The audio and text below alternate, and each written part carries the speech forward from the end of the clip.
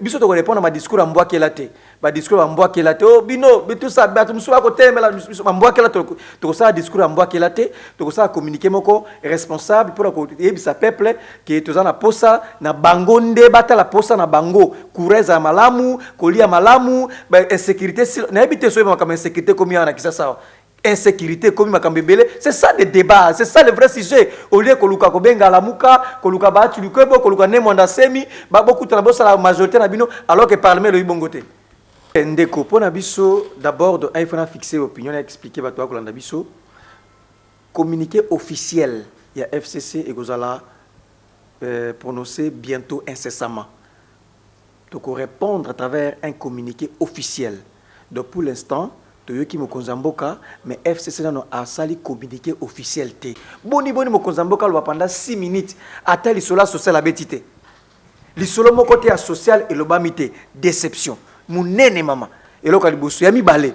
Si le plat des droits, maman. Mokonzamboka lobi, ezana batumoko bazako boya, effectivité état de droit, pour na yé le quoi ba juge batiami, ba juge wana bazali ko exprimer état de droit. Encore une fois, et là, déception. Déception mounene mama tika da expliquer yo ba juge wana ba botami na violation en constitution ba prêter serment na violation en constitution ceux qui ba kosala musaka na violation en constitution.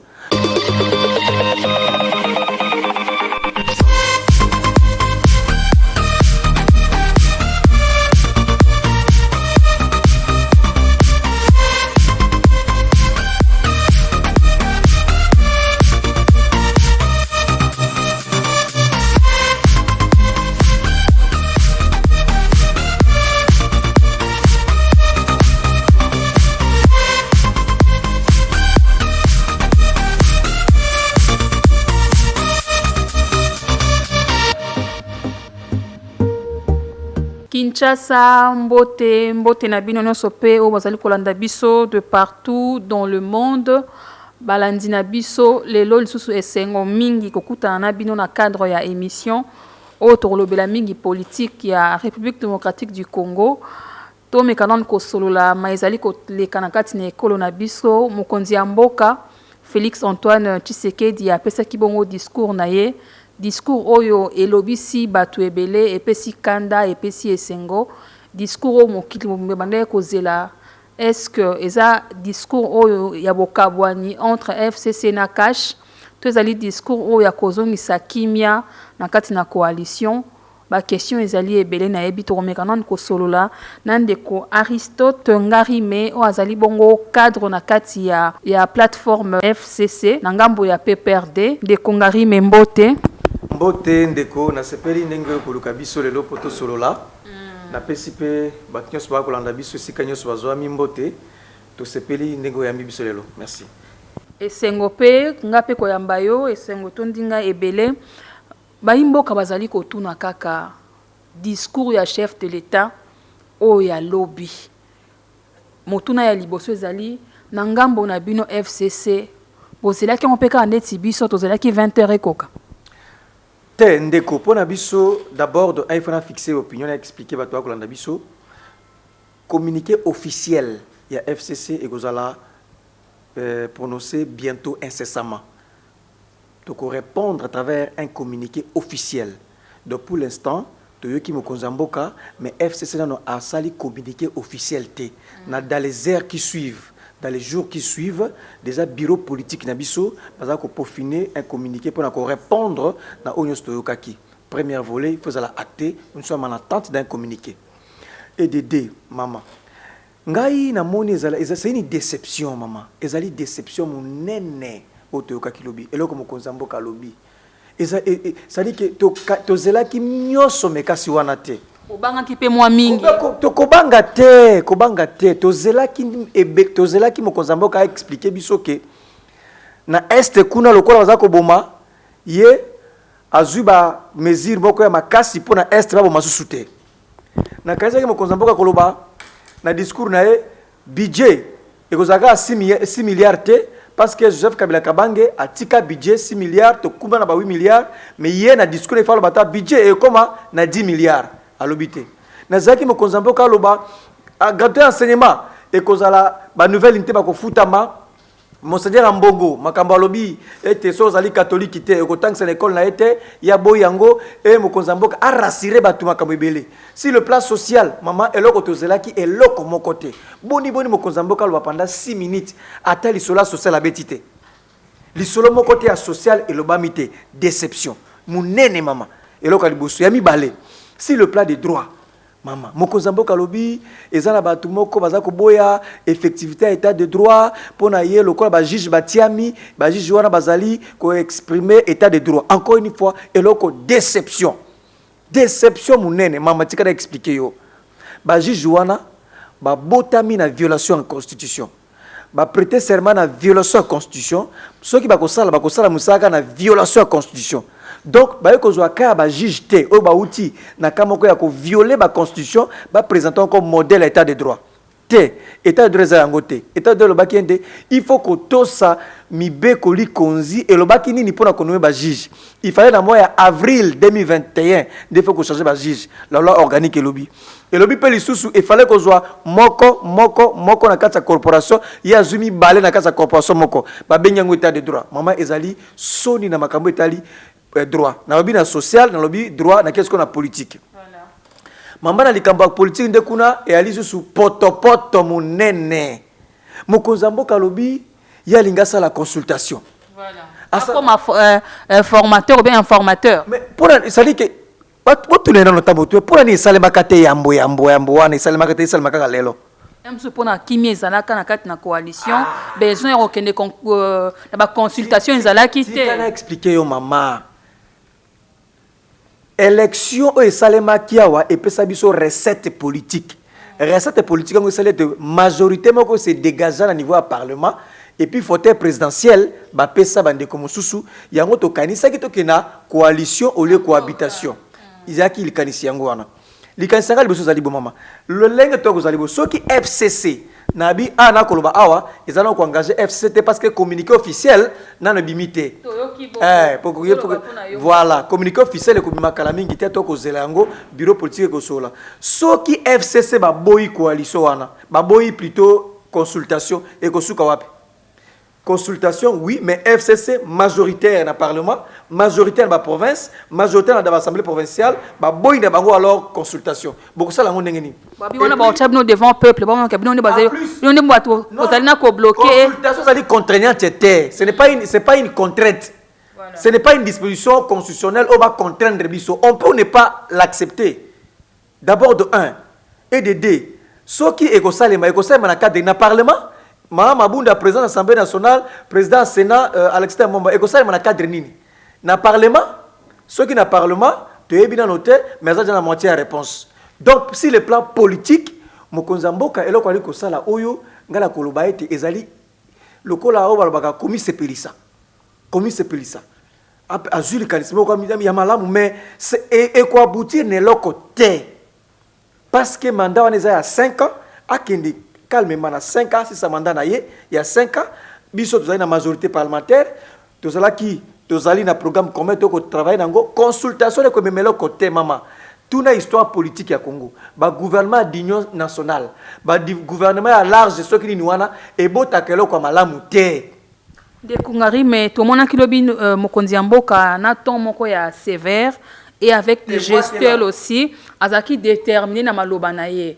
Alobi na biso boya lobi to retourna ye ba compte ce qui alexi mandat na ye malamu te pour to pesa qui est mandat oyo to vota qui est to pendant que le quoi mokonzi lobi a ko rendre ba compte mais eza na batu oyo yazali ko sala na bango o bazali ko tia bakal na nzela na ye ce que amoni te bakal ezali moyen à diriger ezali te abengi dialogue to koti na lamuke koti na gouvernement société civile oya solo wana ekoti et que bino na ngambo na bino bopesi mo Congo population et rolobaka bino ne bato bozali mabe même si bozala contraint ya koya na ngambo bokota na kati na dialogue parce que ça mbalo so te na kati na dialogue na mboka na biso na d'abord naoki mawa na mutema mama naoki mawa mama kasi oyebi na expliquer le comment auto ko vivre lelo ezali volonté populaire ya ba élection utaki le 30 décembre 2018 bango de ba dégager ki majorité na parlement peut bazu poste présidentiel ba pesi moto songolo en réalité sur la scientifique il fallait que na cohabitation omoni ndenge il fallait que na cohabitation mais au regard à passer auto zoa na makamba cohabitation nde to boya ki to na coalition ce que ça qui cohabitation mais IDP sanga za na ministre mon côté mandataire mon côté on ngeza ndenge ni to ngaki to na cohabitation ça veut dire que président de la République azaka président de la République gouvernement nyoso ekepa na biso opo nini bondima cohabitation te voilà question mutuya to lingaki coalition pona ko mutualiser ko sangisa ba makasi na biso to tiango elongo pona ko tonga mboka tozali bana Congo tozali bana mboka to lingi to tia makoki na biso ensemble to zumo kepa na bango biso to zu to tie to keli lingomba pona ko kamba elongo c'était ça likanisi na biso pe autorité morale na biso to ça la coalition surtout que na cohabitation na expliquer yo tout na ba tunyo so ba yebi na cohabitation poste tout et quand revenir kaka na biso alors wana ngalo banene. Donc, ce qui veut dire, et là, quand ça là, ça y est volonté na yété. Ce n'est pas lui, ça ne dépend pas de lui. Et ça a des résultats de l'élection, ils ont contraindre biso to fanda boye. Donc, ce n'est pas un cadeau. Et ça, quoi, moi, c'est, tu es dans l'ibala, mutamutana na eloko na, tu es na maboko pambate. C'est-à-dire que, oui, na l'ibala, oui, na biloko na, on soye tout ça, tout ça, qu'on cohabiter.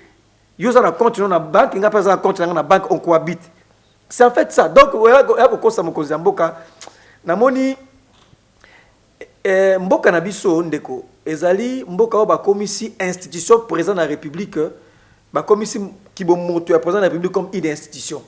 Ça veut dire que le président de la République c'est la clé de voûte. Azali une institution.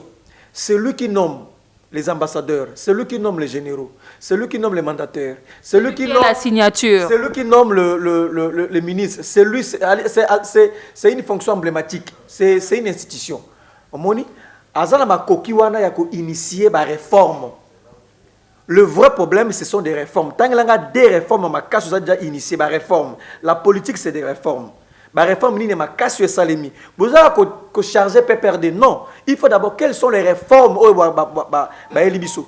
C'est ça le grand problème. Donc na comprendre que Mokonzambo kabalingi ba kosaye akende ko koti sa bande ko lokwa baati bandeko wa Frank Diongo bane monda semi basa la majorité na bango mosusu or majorité na bango zali ekozala illégitime parce que le parlement appelle ça biso majorité.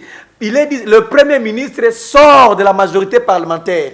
Donc biso et puis le président de la République ne peut pas imposer un premier ministre à démissionner. Article 78 c'est le premier ministre lui-même qui dépose sa démission qui est une action unilatérale. Donc tous sont dans le texte parce que au cause de Mokonzamboka Mokonzamboka ça ba marge de manœuvre nyoso te parce que ba élection peut ça qui ma coquille nyoso te et peut ça qui va tomber sous ma coquille à parlement il va passer la présidence il y a moto ko fanda bongo donc botika ko ça y ndeko ngari menalandio na bokebi nyonso lobi bokende coalition mpona bosanga na malamu mais na ngambo msusu bazali koloba ete bozana kati na deal boyokanaki bosinyaki ba accord moko ezali ya molili pona bokamba ekolo na 2018 topesi yo oza mokonzi ya mboka tapis rouge donc topesi yo présidence biso tozwi majorité mais na 2023 il faut biso ne tozongela na kati na bokonzi ezali moi bobangi wana teke mutu ngo oyo tobayeke topesi yo kaka présidence lelo yo azwi justice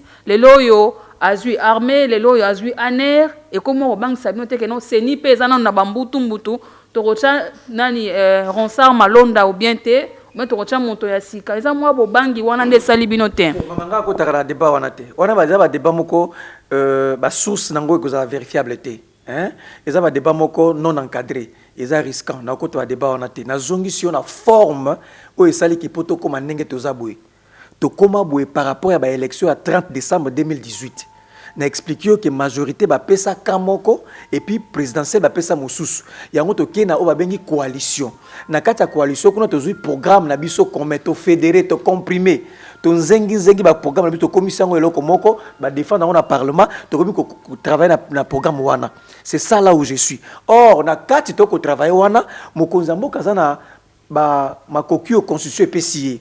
C'est lui qui fait ça, c'est lui. Donc, ceux qui azali clé de voûte, il y a quoi azali gara il y a institution mboke tambola balamu.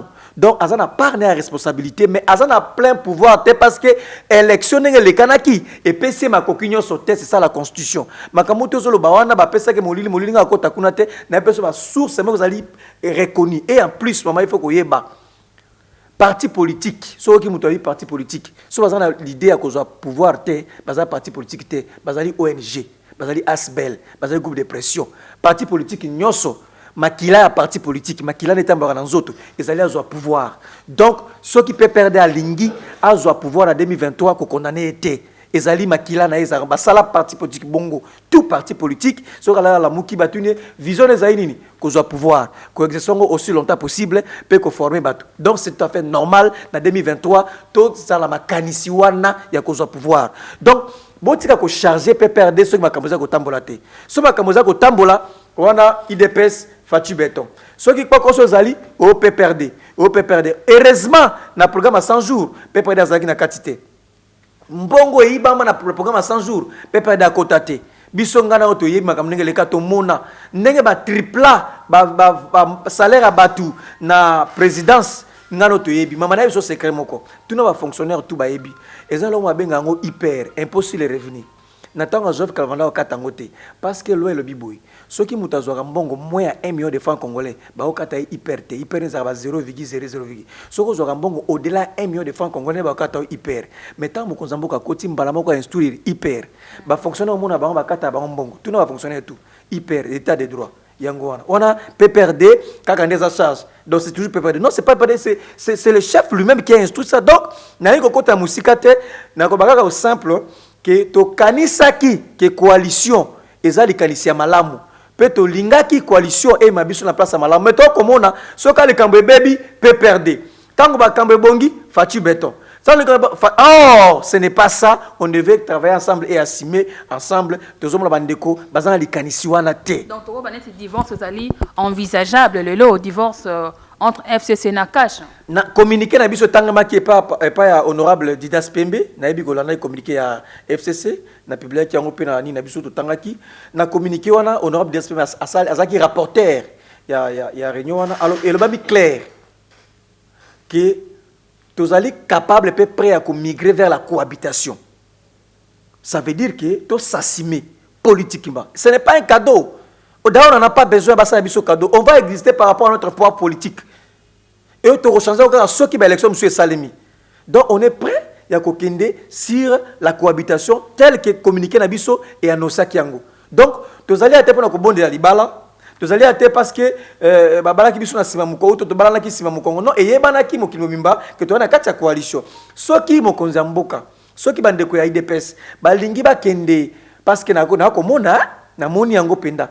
Bakomi na bandeko baati ya lukwebo bandeko ne monda semi parce que ne monda semi bakomi bandeko Frank Diongo balinga sala loko moko boye basala ngo ekozala contraire ya volonté parlementaire parce que c'est le premier ministre est l'émanation de la majorité parlementaire donc au seul longtemps tous la force parlementaire tous allez indéboulonnable. Bon, vous avez un débauchage tel, les loyaux à consulter, muto alinga travailler naie à kosala, ils ont des acteurs sociaux, politiques. Vous avez nangambo na bino vous allez le majoritaire, baninga musuba longwa bayana bango kokoma na ba allié yangambo mokonzi yamboka. Et l'autre côté, toko banga l'autre côté, tous allez souder pour preuve. Jour à prestation à serment. Oui, Salma Ikuna. On voit combien de députés il y a FCC. On a combien de ministres à FCC. On a combien de mandataires à FCC. On a premier ministre. C'est un message clair qu'on est soudés. Et on va consolider ça parce que cela dépend de notre survie. On ne va pas blaguer. Il s'agit de notre avenir politique. Les députés, les mandataires, les FCC, surtout Mekiko Sakana, cela va de notre survie politique. Donc, on dit que la bloc soudé, dans félicité, on a la prestation de serment. Premier ministre, ce qui revient à dire, maman, débauchage, Joana, et que Simbate. Ata ceux qui ont mis que Joana, Luka Kambongo, Buka, majorité parlementaire, n'a bisoté 250 députés plus 1.